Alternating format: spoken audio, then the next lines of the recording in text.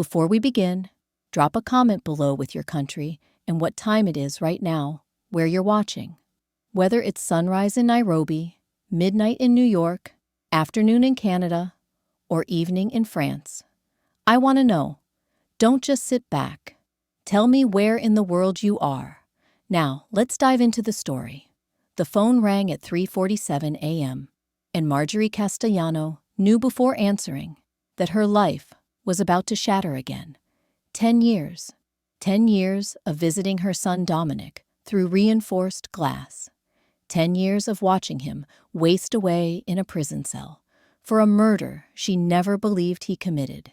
10 years of the whole town whispering killer's mother when she walked past. And now this call, in the dead hours when only emergencies and disasters traveled through phone lines. Mrs. Castellano. The voice was official. Police. This is Detective Sarah Brennan with the Portland Police Department. We need you to come to Providence Medical Center immediately. It's about your daughter-in-law. About Vanessa. Marjorie's hands went numb. The phone nearly slipped through her fingers. Vanessa is dead. She's been dead for 10 years. My son is in prison because... Ma'am.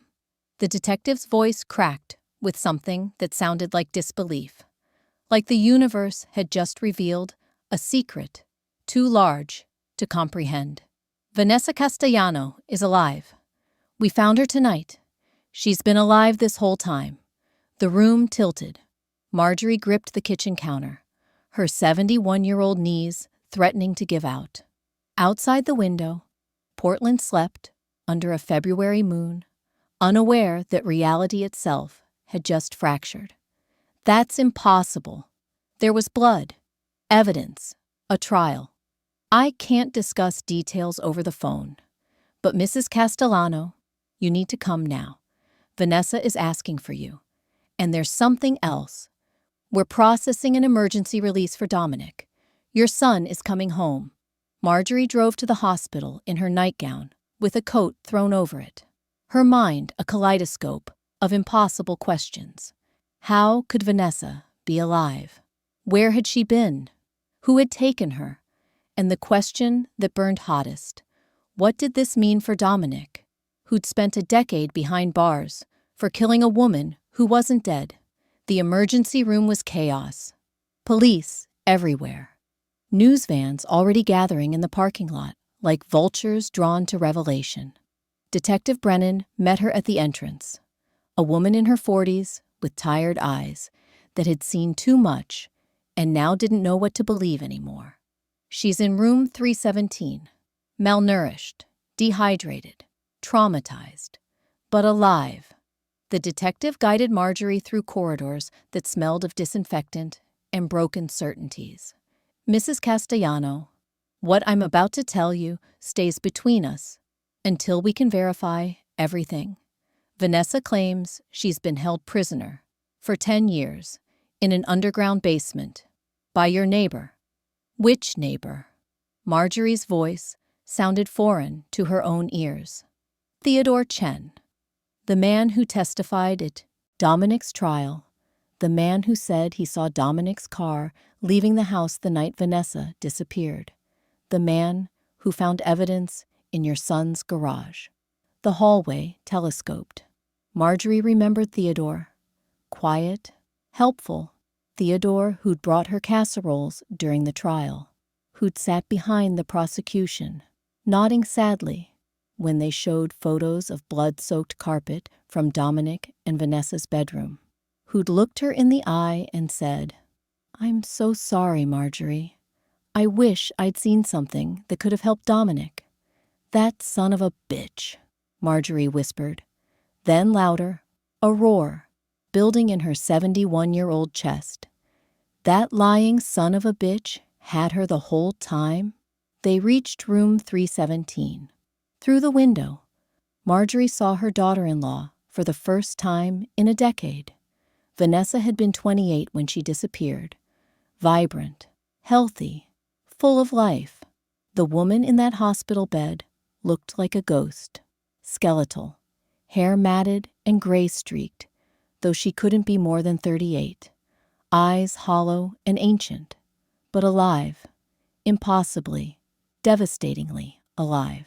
Marjorie pushed through the door. Vanessa's head turned. Their eyes met, and the younger woman began to cry, with a sound that was more animal than human, the sound of someone who'd been buried alive and finally saw daylight. "Marjorie?" Vanessa rasped through a throat raw from screaming no one heard. "Dominic. Where's Dominic? They said he's in prison. They said—" Her breath hitched. "He thinks I'm dead. He's been in prison thinking he killed me. Oh, God. Oh, God." Marjorie moved to the bed, took Vanessa's skeletal hand in hers. "He's coming home, sweetheart. They're releasing him now. He's coming home. 10 years, Vanessa whispered. "I've been in that basement for 10 years. I screamed. I begged. I heard cars pass. Heard neighbors talking. Heard you calling my name when you first moved next door to him. I was right there, 30 feet underground, and no one knew." Detective Brennan stepped into the room. "Mrs. Castellano, there's something you need to understand. This isn't just about Theodore Chen. The evidence against Dominic was substantial. The blood in the bedroom, the missing persons case, the lack of alibi. Someone went to significant effort to frame your son. And that someone had help." Marjorie's blood turned to ice. "What are you saying?" "I'm saying Theodore Chen couldn't have done this alone. Someone on the inside helped. Someone who knew Dominic, knew the house, knew exactly how to make it look like he'd killed his wife." The detective paused. "Someone close to your family destroyed your son's life, and we need to figure out who before they realize Vanessa's alive and tries to finish what they started." 11 years earlier, Marjorie had watched her son marry Vanessa Carrington under a September sky so blue it hurt to look at. Dominic had been 29, working as an architect for a prestigious Portland firm. Vanessa was 27, a social worker who spent her days protecting children from the monsters in their own homes. They'd met at a charity fundraiser, fallen in love over shared dreams of making the world better, and married within a year. Marjorie had loved Vanessa immediately, not just because her son loved her, but because Vanessa was genuine in a way that was rare. She didn't just marry Dominic, she married into the family, called Marjorie twice a week, remembered birthdays, showed up to help when Marjorie's sister was sick. She was the daughter Marjorie had never had. The wedding was perfect. Dominic's best man, Rafael Torres, gave a toast about brotherhood and loyalty. Vanessa's sister Helena cried happy tears. And Theodore Chen, their new neighbor who'd quickly become a friend, took photographs all day, capturing moments of joy that would later be used as evidence of motive when prosecutors claimed Dominic had grown tired of married life. "You're so lucky," Marjorie had told Dominic that night, watching him dance with his new wife. "She's special. I know, Ma. I'm going to spend every day of my life making sure she knows how loved she is." He'd kept that promise. For 2 years, their marriage had been everything a marriage should be. Sure, they argued sometimes. About money, about Dominic working too much, about Vanessa wanting children before they could afford them. Normal married things. Nothing that would make a man commit murder. Then came the night everything changed. October 15th, 11 years ago. Dominic had called Marjorie at 11:30 p.m., his voice raw with panic. "Ma, I can't find Vanessa. She went to the grocery store at 7 and never came home. Her car's not here. She's not answering her phone. Something's wrong." Marjorie had driven to their house immediately, found Dominic pacing the living room, calling Vanessa's number over and over. They'd contacted hospitals, friends, family. Nothing. Vanessa had vanished. By midnight, Dominic called the police. They took a report, said to wait. Most missing adults showed up within 24 hours. Probably a misunderstanding. Maybe she'd gone to a friend's house and lost track of time. But Marjorie had known. Mothers know. Something terrible had happened to Vanessa. She'd felt it in her bones. By the next morning, police had returned to the house. This time, with different questions. Sharper questions. They noticed things. A patch of carpet in the master bedroom that looked recently cleaned. Red, staining under the edges that tested positive for blood. Vanessa's purse and phone found hidden in the garage. Her car discovered abandoned 3 miles away in a grocery store parking lot. And Theodore Chen, their helpful neighbor, coming forward with testimony that he'd seen Dominic's vehicle leaving the house at 9 p.m. the night Vanessa disappeared. Driving toward the river where bodies were sometimes dumped. I didn't want to say anything, Theodore had told police, wringing his hands like a man torn between loyalty and truth. Dominic's my friend, but I saw what I saw, and now this girl is missing, and I can't stay quiet. The evidence mounted. Financial records showing Dominic had taken out a large life insurance policy on Vanessa 6 months before.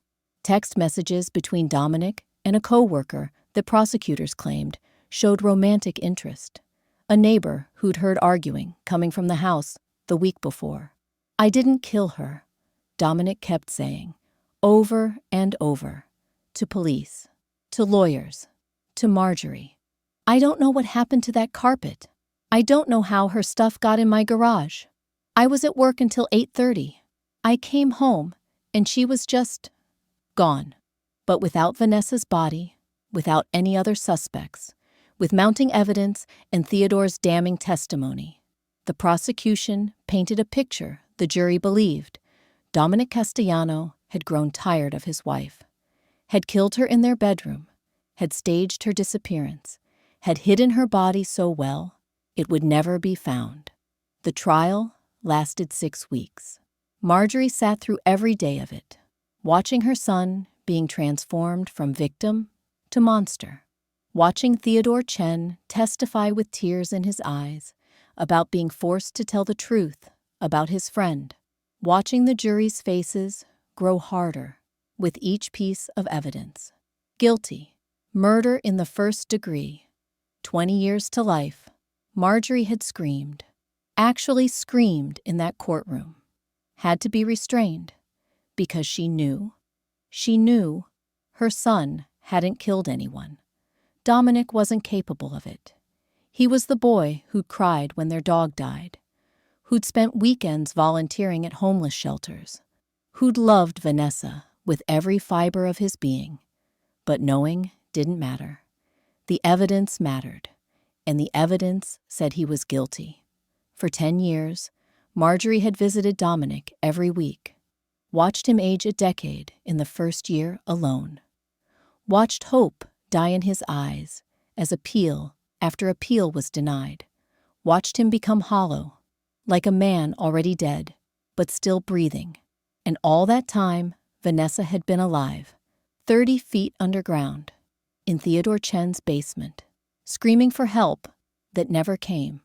The rage that filled Marjorie now, remembering those years, was enough to fuel 1,000 lifetimes. That bastard had stolen 10 years from her son, had let him rot in prison, had probably visited, offering sympathy and support, all while keeping Vanessa prisoner in his house. Why? Marjorie whispered to the empty hospital corridor as Detective Brennan went to take a call. Why would anyone do this? But she knew there was only one way to get answers. She needed to see Theodore Chen, needed to look the man who destroyed her family in the eyes and ask him why. Theodore Chen had lived next door to Dominic and Vanessa for 3 years before Vanessa's disappearance. He was 52, a software engineer who worked from home, divorced with no children, quiet, helpful. The kind of neighbor who'd water your plants when you were on vacation or lend you tools without asking when you'd return them. Dominic had liked him immediately. "He's a good guy, Ma," Dominic had said once. "Little lonely, maybe, but solid." After Vanessa disappeared, Theodore had been a rock for Dominic. Before the arrest, at least, he'd helped search, organized neighborhood volunteers, made phone calls, and when evidence started pointing at Dominic, Theodore had been the one to reluctantly come forward with what he'd seen. "I wish I could lie for you," Theodore had told Dominic before the trial, according to what Dominic later told Marjorie. "But I saw your car that night, and if I stay quiet and they find out later, it makes us both look guilty. I'm sorry, brother. I have to tell the truth." Dominic had understood, had even thanked Theodore for his honesty. That's how good Theodore's performance had been. Now, sitting in Detective Brennan's office at 6 a.m., Marjorie learned the truth about their neighbor. Theodore Chen moved to Portland 12 years ago, Detective Brennan explained, spreading files across her desk.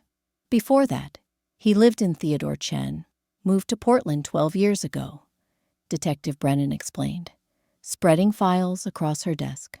Before that, he lived in Seattle, worked in tech, seemed normal. Marjorie leaned forward. The coffee the detective had given her sat untouched, growing cold. "What aren't you telling me?" In Seattle, there was an incident. A woman named Patricia Lim filed a restraining order against Theodore. She claimed he'd become obsessed with her after one date, followed her, showed up at her work. She moved cities to get away from him. The revelation hung in the air like smoke. Marjorie's mind raced. Did anyone check this before he testified at Dominic's trial? No. He had no criminal record. The restraining order was civil, and it was in a different state. His background check came back clean. Detective Brennan's jaw tightened. But there's more. We executed a search warrant on Theodore's property 3 hours ago. The basement where we found Vanessa is extensive, professional. He'd built a hidden room behind a false wall, soundproofed, climate-controlled. This wasn't impulsive, Mrs. Castellano. This was planned. Marjorie felt sick. "How did you find her? After all this time, how?" Contractor called it in. Theodore hired someone to do renovations, said he was selling the house. The contractor noticed an inconsistency in the basement measurements. The space didn't match the blueprints. Got curious, found the hidden door. The detective paused. Theodore wasn't home. "We think he knew we'd find her eventually, with people working in the basement. He ran. We have units searching for him now." The door to the office burst open. A younger officer stood there, breathless. "Detective, you need to see this. Theodore Chen's storage unit. We found evidence. Lots of it." They drove to the storage facility in South Portland as dawn broke cold and gray. Inside, Unit 247, Marjorie stood, frozen, staring at what could only be described as a shrine. Photos of Vanessa covered every wall, hundreds of them. Some taken from a distance. Vanessa at the grocery store, at work, walking with Dominic. Others more intimate, clearly taken through windows. Photos of her sleeping, showering, changing clothes. "He was stalking her," Marjorie whispered. "For how long?" "Based on the date stamps, at least a year before she disappeared, maybe longer." Detective Brennan pointed to a corner where women's clothing hung on a rack. "These match outfits Vanessa wore in the photos. He was stealing her clothes, building a collection." But what made Marjorie's blood freeze was the timeline pinned to one wall. Detailed notes about Vanessa's schedule, Dominic's work hours, Marjorie's own visiting patterns, and at the center, a plan, handwritten, methodical, how to take Vanessa without being seen, how to frame Dominic, how to plant evidence, how to ensure the husband would be blamed while Theodore kept his prize. The blood in the bedroom, the detective said, reading from the notes. He took it from Vanessa after he grabbed her, used a syringe. She was already drugged at that point. He planted it in the house days before reporting her missing. Marjorie's hands shook. Dominic's car, the one Theodore said he saw leaving. Theodore owns the same make and model. Different color, but at night, easy to confuse. He drove Vanessa's car to the grocery store, walked back, made sure he was seen the next morning, so he'd have an alibi for the actual disappearance. Detective Brennan's voice was hollow with disgust. This man destroyed your family with the precision of a surgeon, and he almost got away with it. Almost. The word echoed in Marjorie's mind. Theodore had miscalculated only once, hiring a contractor who was curious enough to investigate a measurement discrepancy. One mistake after 10 years of perfection. One mistake that brought Vanessa back from the dead and freed Dominic from hell. But as Marjorie stood in that storage unit, surrounded by evidence of obsession and evil, one question burned brighter than rage. Where was Theodore now? And what would a man who'd lost everything do when cornered? Marjorie was there when they brought Dominic home. Not home to his old house. That had been sold years ago to pay legal fees, but to her house, the small bungalow in northeast Portland where she'd raised him, where she'd waited 10 years for this impossible moment. He arrived at 4 p.m. in an unmarked police car. Marjorie watched from her porch as her son emerged, looking like a stranger. Prison had carved away the young architect she'd known. At 39, Dominic looked 50. Gray streaked his dark hair. Lines scored his face. His eyes held a wariness that broke her heart. The eyes of a man who'd learned not to hope, because hope was just another way to bleed. He saw her, stopped, and for a long moment, they just stared at each other across the front yard, where he'd played as a child. Then Marjorie was moving, running despite her arthritic knees, and Dominic was running too, and they collided in an embrace that was equal parts joy and grief. "Ma," he sobbed into her shoulder. This strong man who'd survived a decade in prison, reduced to a child in his mother's arms. "Ma, they said Vanessa's alive. Tell me that's real. Tell me I didn't imagine it. She's alive, baby. She's at the hospital. She's alive, and she's asking for you." Marjorie held him tighter. "You didn't kill anyone. The whole world is going to know you didn't kill anyone." But even as she said it, Marjorie felt Dominic's body shaking. Not with relief, with something darker. He pulled back, and she saw it in his eyes. Rage. Pure, absolute rage. 10 years, he said, his voice a rasp. "That bastard stole 10 years of my life. 10 years I can never get back. I want him dead, Ma. I want Theodore Chen dead." "Don't." Marjorie gripped his arms. "Don't let him turn you into what they said you were. Dominic, they're looking for him. The police will find him. Let the system work."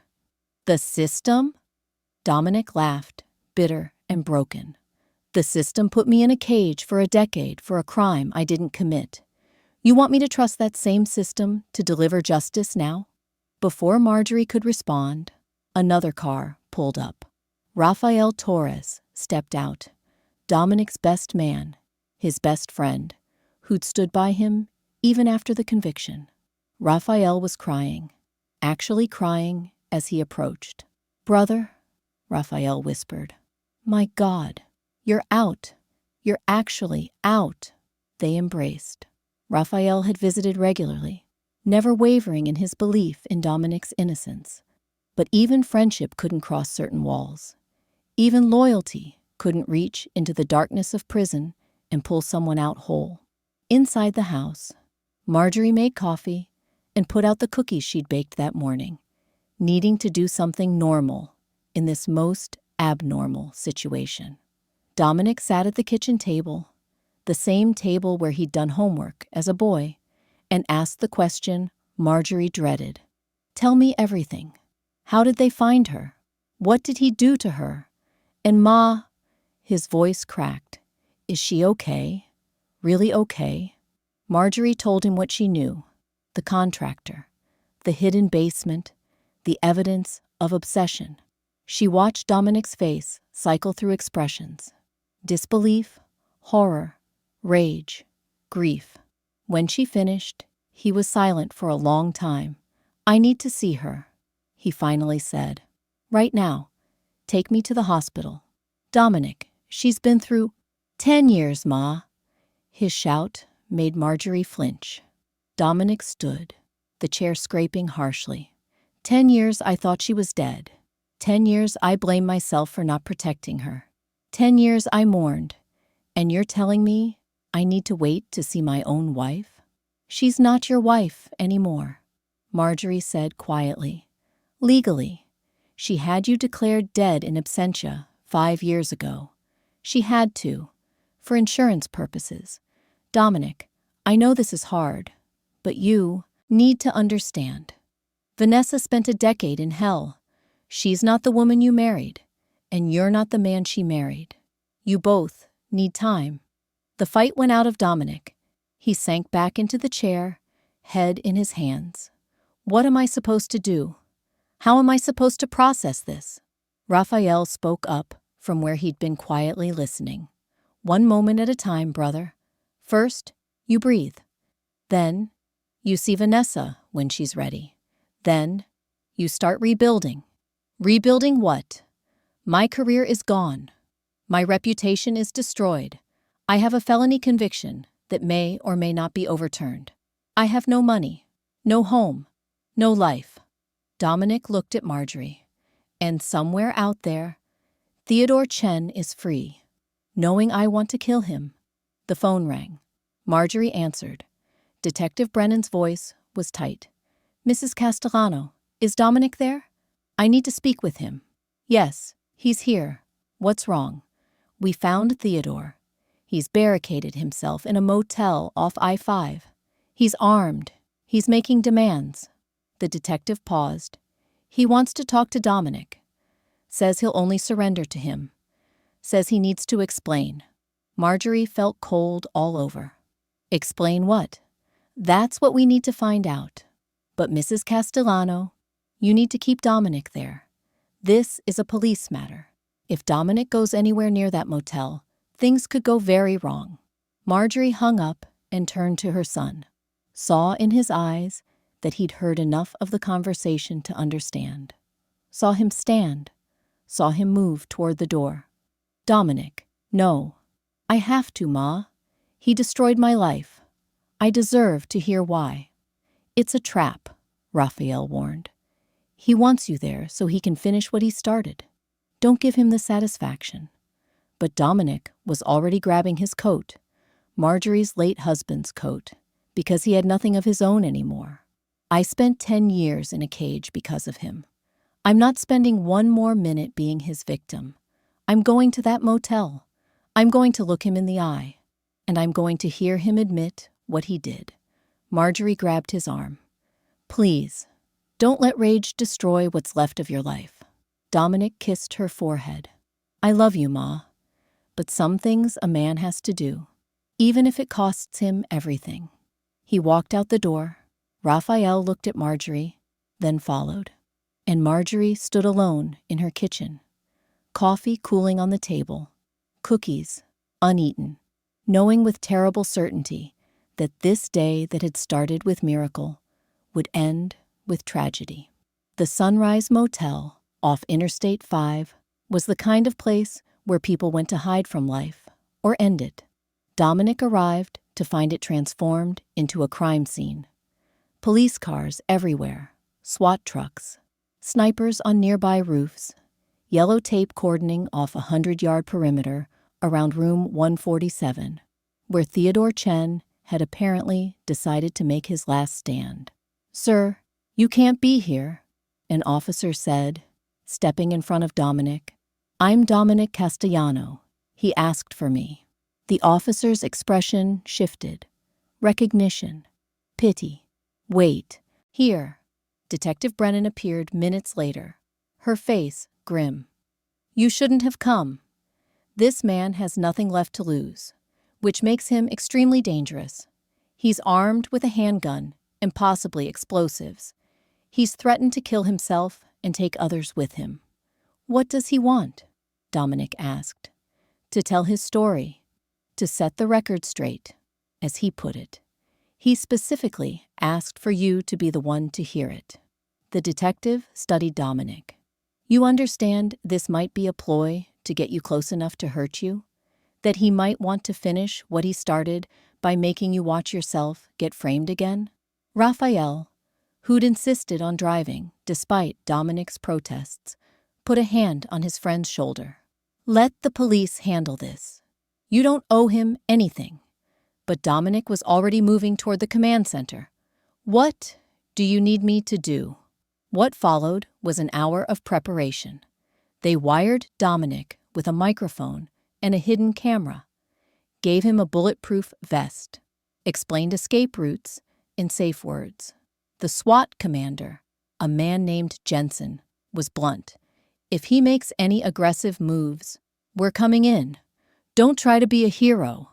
Get out and let us handle it." At 6 p.m., as winter darkness settled over Portland, Dominic walked across the motel parking lot toward room 147. Every step felt like walking into his own grave. Behind him, dozens of police officers watched through scopes and surveillance equipment. But Dominic had never felt more alone. He knocked. "Theodore, it's Dominic. I'm here. Let's talk." The door opened a crack. Theodore Chen looked like a ghost of the man Dominic remembered. 40 pounds lighter, hair wild, eyes that had the glaze of someone who'd crossed a line they could never uncross. He held a gun loosely at his side. "Come in, slowly, hands where I can see them." Dominic entered the motel room. It smelled of sweat and desperation. The curtains were drawn. A laptop sat open on the bed, showing news coverage of Vanessa's rescue. Theodore had been watching his world collapse in real time. "Close the door," Theodore ordered. Dominic did. They stood 5 feet apart, two men connected by a decade of lies and suffering. "Why?" Dominic asked, the question that had consumed him for hours. "Why did you do this to us? To Vanessa? To me?" Theodore laughed. It was a horrible sound. "You really don't know? You never saw it? How she looked at you, how she smiled at you, how she chose you." His face twisted. "I met Vanessa before you did, at that charity event. I talked to her first. We connected. I thought—" He trailed off. "Then you showed up with your perfect smile and your perfect job. And suddenly, I didn't exist. So you stalked her," Dominic said flatly. "You took her. You framed me. You let me rot in prison. Because she didn't date you? It wasn't supposed to be like this." Theodore's voice rose. "I just wanted her to see, to understand that I was the one who truly loved her. I built that room for her, made it perfect, comfortable. I brought her books, movies, everything she could want. I took care of her. You imprisoned her." Dominic's hands clenched into fists. "For 10 years. While I was in prison for a murder that never happened. While my mother suffered. While Vanessa's family mourned. You destroyed dozens of lives because a woman rejected you? I gave her time to see reason," Theodore insisted. "Time to understand that you were wrong for her, that I was the one who understood her. I showed her the news coverage of your trial, showed her how easy it was to make everyone believe you'd killed her, proved that you were weak, that I was strong." The gun in Theodore's hand rose slightly. Dominic tensed, aware of the bulletproof vest, aware that a headshot would kill him anyway, aware that Theodore had nothing left to lose. But she never broke, Theodore continued, his voice breaking. 10 years, and she never stopped loving you. Never stopped believing you were innocent. Never stopped refusing me. I gave her everything, and she treated me like a jailer, because that's all I ever was to her. Because that's all you were, Dominic said. You're not a lover, Theodore. You're a monster who couldn't handle rejection. And now you've lost everything. Vanessa's free. I'm free. Your obsession destroyed you. Not everything. Theodore's smile was terrible. I still have this moment, this conversation, the chance to tell you something that's going to haunt you forever, Dominic. The air in the room changed. Dominic felt it, a shift, a revelation coming that would cut deeper than any physical wound. I didn't do this alone, Theodore said. Someone helped me, someone close to you, someone who wanted you destroyed almost as much as I wanted Vanessa. And they're still out there, Dominic, still free, still smiling at you, still pretending. You're lying, Dominic said, but his voice wavered. Am I? Ask yourself, how did I know your exact schedule that night? How did I know Vanessa would be alone? How did I get into your house to plant that blood without setting off your security system? Theodore's eyes gleamed with malice. Someone gave me the codes, Dominic. Someone told me when to strike. Someone wanted you in prison as much as I wanted Vanessa in my basement. Who? The word ripped from Dominic's throat. That's what you'll have to figure out. That's the gift I'm giving you. A lifetime of wondering which person you trust is actually your betrayer. Theodore raised the gun. Now, I think we're done here. What happened next happened fast. Dominic dove to the side. The gun fired. Glass shattered as SWAT crashed through the window. Theodore spun, gun swinging toward the officers. Multiple shots rang out. When silence fell, Theodore Chen lay on the stained motel carpet, blood pooling beneath him. His eyes were still open, still holding that terrible secret. Dominic crawled over. Tell me, he begged. Tell me who helped you. Theodore smiled, blood on his teeth. Check the footage. From my camera. In the storage unit. The answer's there. All of it. Then his eyes went blank. They found the footage 3 hours later. Marjorie sat in Detective Brennan's office with Dominic and Raphael, waiting while technicians retrieved files from Theodore's storage unit surveillance system. The man had apparently recorded everything. Years of surveillance footage, stored on hard drives, hidden behind the photos, and stolen clothing. Whatever we're about to see, Marjorie said, gripping Dominic's hand. Remember that we face it together, no matter who was involved. Dominic said nothing. Since the motel, he'd been silent, withdrawn. The revelation that someone close to him had been complicit in his destruction had broken something inside him that even 10 years in prison hadn't touched. The detective's computer screen flickered to life. Dated footage appeared. October 10th, 11 years ago. 5 days before Vanessa's disappearance. The camera angle showed Theodore's kitchen table, and sitting across from Theodore, helping him plan everything, was someone Dominic knew. Helena Carrington, Vanessa's sister. Marjorie gasped. Dominic went rigid. On screen, Helena was speaking, her words captured by Theodore's recording system. She doesn't appreciate what she has, Helena was saying. Vanessa got everything. Mom and Dad's love, the perfect husband, the perfect life. While I got nothing, I'm tired of being invisible. Theodore's voice. So you'll help me? You'll give me access? I'll give you more than that, Helena said. I'll help you frame Dominic. Make it so thorough that no one will ever doubt his guilt. My sister gets taken away from her perfect life, and her perfect husband goes to prison. Everyone loses except us. "What do you get out of this?" Theodore asked. Helena's smile was cold. "Satisfaction. Recognition. The life insurance money Vanessa's death will trigger, half of which goes to me as next of kin. And the knowledge that for once, I won. That for once, Vanessa doesn't get the happy ending." The footage continued. Helena providing Theodore with security codes, house keys, detailed information about Dominic and Vanessa's schedules. She even helped Theodore stage the blood evidence, wearing gloves, careful and methodical.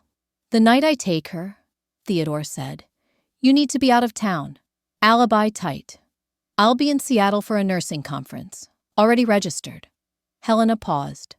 "But Theodore, understand this. I never want to see her again.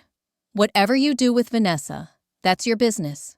As far as I'm concerned, my sister will be dead. Truly dead. I'm not going to visit your little basement prison. I'm not going to check on her. This is goodbye to Vanessa forever." "That's all I wanted to hear," Theodore replied. The footage ended. Silence filled the detective's office. Heavy, shocked, nauseating. "Helena," Dominic whispered. "Her own sister. Vanessa's own blood." Marjorie felt tears streaming down her face. She remembered Helena at the trial, sobbing on the witness stand, talking about how Vanessa had been afraid of Dominic in the weeks before she disappeared, how there had been signs of abuse, all lies, all testimony designed to ensure Dominic's conviction. "Where is she?" Dominic asked Detective Brennan. His voice was very quiet, very dangerous. "We're looking for her now. Helena Carrington hasn't been seen since yesterday. The moment news broke about Vanessa being found, Helena disappeared." The detective paused. "We think she ran." "Of course she ran," Raphael said bitterly. "She knows what's coming. She knows Vanessa will talk, will tell everything about what Helena did." But Dominic was shaking his head. "No, Helena didn't run because she's scared of prison. She ran because she knows Vanessa's alive. And if I know Helena, if I know how she thinks, she's not running away. She's running toward something." "Toward what?" Marjorie asked, though dread was already forming in her chest. "Toward finishing what she started." Dominic stood. "Theodore said Helena wanted Vanessa dead, truly dead. But Theodore kept her alive for 10 years instead. That wasn't part of Helena's plan. She's going to go to that hospital. She's going to finish the job." Detective Brennan was already on her phone, barking orders. "All units to Providence Medical Center. Suspect Helena Carrington is considered armed and dangerous. Protect Vanessa Castellano at all costs." They raced out of the station. Marjorie's heart hammered as they sped through Portland streets, sirens wailing. On the phone, hospital security was confirming. Helena had been spotted in the parking garage, was heading toward the main entrance, was carrying something concealed in her jacket. "She has a gun," Dominic said. "I know she does." Helena was always prepared, always had a plan. They arrived to chaos. Police were evacuating the hospital, nurses rushing patients to safe areas. Somewhere in this maze, Helena was hunting her sister, the woman she'd betrayed, the woman whose life she'd stolen. And Vanessa, still weak from captivity, was trapped in a hospital room on the 3rd floor with a killer who shared her blood, coming to end her life permanently. Vanessa heard the commotion before she understood what it meant. Raised voices in the hallway, running footsteps. A nurse rushing into her room saying, "We need to move you. Now. It's not safe." But Vanessa's body was still weak from 10 years in captivity. Standing made her dizzy. Walking more than a few steps exhausted her. And before the nurse could get her into a wheelchair, the door burst open. Helena stood there, Vanessa's younger sister, the woman who'd cried at her wedding, who'd visited her and Dominic every Sunday for dinner, who Vanessa had loved with complete trust, the woman holding a gun. "Hello, V," Helena said. Her voice was almost conversational. "Surprised to see me?" The nurse moved to shield Vanessa. Helena shot her without hesitation. The nurse crumpled. Vanessa screamed, a sound raw from years of screaming that no one heard. "I need you to understand something," Helena said, closing the door behind her, locking it, moving closer. "I didn't want it to end like this. You were supposed to stay dead. Theodore was supposed to kill you quickly, but he fell in love, kept you like a pet, and now here we are. Why?" Vanessa's voice cracked. "Helena, why would you do this? I'm your sister." "Exactly." Helena's face twisted. "You're my sister, my perfect sister, who got everything. Mom and Dad adored you. Boys loved you. You breezed through life with everyone worshiping you. Do you know what it's like, being the disappointing one? The forgettable one? The sister people only tolerated to get closer to you?" "That's not true," Vanessa said, though she was backing toward the window, looking for escape, finding none. "Mom and Dad loved you. They tolerated me. There's a difference." Helena raised the gun. "But that's fine, because I found a way to win. Theodore wanted you. I wanted Dominic's life destroyed. We made a deal, and for 10 years, I thought I'd won. I got the insurance money, got recognition as the grieving sister, got invited to charity events in your memory. Finally, I mattered. You mattered because I was gone? Because you thought I was dead?" Vanessa felt something break inside her. "Helena, I loved you. I would have given you anything." "That's the problem." Helena's voice rose. "You would have given it to me, like charity, like I was some pathetic creature who needed your scraps. I didn't want your gifts, V. I wanted to be you. And since I couldn't be you, I decided to destroy you." Outside the door, voices shouted. Police ordering Helena to come out. Dominic's voice, desperate. "Helena, don't do this. Please. You can still walk away." "Walk away?" Helena laughed. "To what? Prison? Theodore's dead.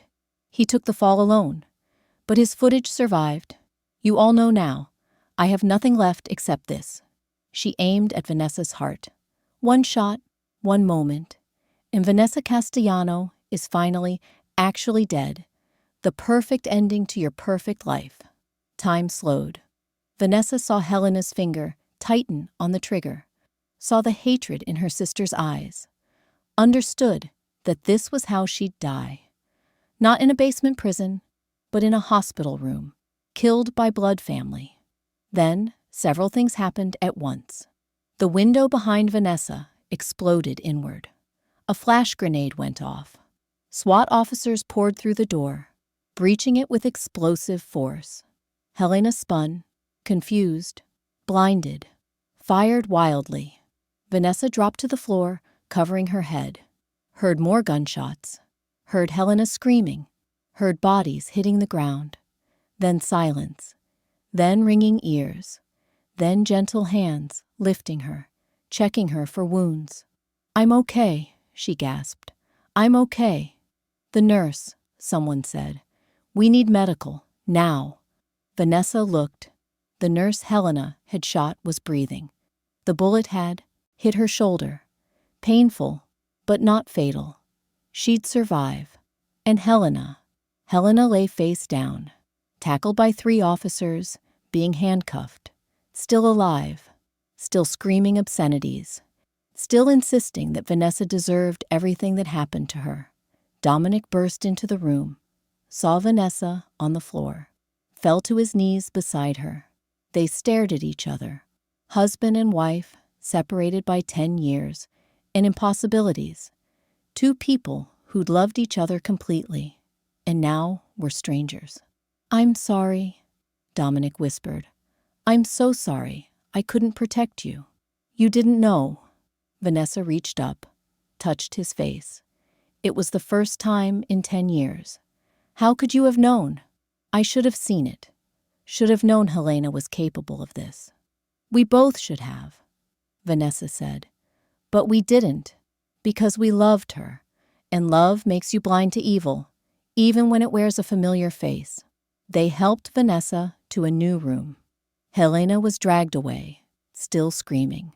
Dominic stayed by Vanessa's side, holding her hand, both of them processing the magnitude of betrayal. What happens now? Vanessa finally asked. Now, Dominic looked at her. Now we heal. However long it takes, however hard it is, we heal. The next 72 hours were a media circus. News vans surrounded the hospital, reporters screaming questions, headlines everywhere. Woman found alive after decade in captivity. Innocent man freed after 10 years. Sister's betrayal, the complete story. Marjorie watched it all from Vanessa's hospital room, where she'd stationed herself as unofficial guardian. Dominic came and went, staying away enough to give Vanessa space, returning enough to prove he wouldn't abandon her again. The balance was delicate, painful, necessary. Detective Brennan brought updates regularly. Helena was in custody, facing charges that would keep her in prison for the rest of her life. Attempted murder, conspiracy to kidnap, fraud, perjury. The list went on. Her lawyer was trying to negotiate a plea deal. Helena was refusing, insisting she wanted her day in court to tell the truth about Vanessa. She'll be there a long time, the detective said. Theodore's death complicates things, but we have his footage. Helena's involvement is undeniable. Vanessa had cried when she learned Theodore was dead. Not from grief, but from the loss of answers. I wanted him to pay, she said, but I also wanted to understand. Why me? What did I do that made him think he had the right? You did nothing, Marjorie said firmly. Some people are just broken. They see something beautiful and want to own it, destroy it. That's not your fault. The hospital became a fortress. Extra security, restricted access, only family allowed, which meant just Dominic and Marjorie, since Vanessa's parents were dead and her only sibling was in jail. The isolation was both blessing and curse, safety, but also loneliness. On day 3, Vanessa's doctors cleared her for discharge. Physically, she was recovering. Malnourishment could be corrected. Muscles could be rebuilt. But psychologically, that was different. Vanessa had spent 10 years in captivity, 10 years of darkness and fear and hopelessness. That damage couldn't be undone with a week in a hospital. Where will you go? Dominic asked as they prepared to leave. My mother's house is yours if you want it, or we can find you an apartment. Whatever you need. Vanessa looked at him. Where will you go? I'm staying with Ma for now, until I figure things out. Then I'll stay there too, if that's okay. Vanessa's voice was tentative. I know we're strangers now. I know 10 years is too much time. But I don't want to be alone, and you're the only person besides your mother I trust. So they went home together to Marjorie's house. 3 people bound by trauma and survival, trying to figure out how to live in the aftermath of evil. The first night was hard. Vanessa couldn't sleep in enclosed spaces, couldn't handle locked doors, couldn't be in darkness without panicking. Marjorie gave her the guest room with windows that opened and a nightlight that stayed on. Dominic slept on the couch downstairs, giving her space, but staying close in case she needed him. At 2 a.m., Marjorie woke to sobbing. Found Vanessa on the bathroom floor, hyperventilating. I can't breathe. The walls, they're too close. I can't. Marjorie sat with her, talked her through it. Breathing exercises the therapist had taught them. Eventually, Vanessa calmed. I thought once I was free, it would be over. But it's not. I'm still in that basement. I'm still trapped. It takes time, Marjorie said gently. Healing isn't linear. Some days will be better, some will be worse. But you're not alone anymore. We're here. We'll get through this together. Days became weeks. Slowly, Vanessa adjusted to freedom. The grocery store overwhelmed her. Too many people, too much noise. She stayed close to Marjorie, gripping her arm like a child. But she went. That was progress. Dominic struggled differently. The media wanted interviews. The justice system wanted depositions. Everyone wanted his story. But Dominic had spent 10 years learning to survive by shutting down emotion. Now, forced to feel everything, he was drowning. "I'm angry all the time," he told Raphael during one of his friend's visits. At Theodore, at Helena, at the system that failed me, at myself for not seeing it coming. "I'm so angry, I can't think straight." "Anger's normal," Raphael said. "You earned it. 10 years stolen. But Dom, don't let it consume you. Don't become what they said you were." The breakthrough came one evening in Marjorie's kitchen. Vanessa was making dinner. Simple pasta, but the first meal she'd cooked in 10 years. Dominic was at the table, nominally helping, but mostly watching. Marjorie was at the counter, chopping vegetables. "Do you remember our first date?" Vanessa asked suddenly. Dominic looked up. "The Italian place downtown. You ordered wine. You couldn't pronounce and pretended you knew what you were doing." Vanessa smiled. Actually smiled. "You were so nervous you knocked over the bread basket. And the waiter gave me that look like I was an idiot." What do you think about this story? Write your thoughts in the comment section below. Subscribe to this channel for more interesting stories every day.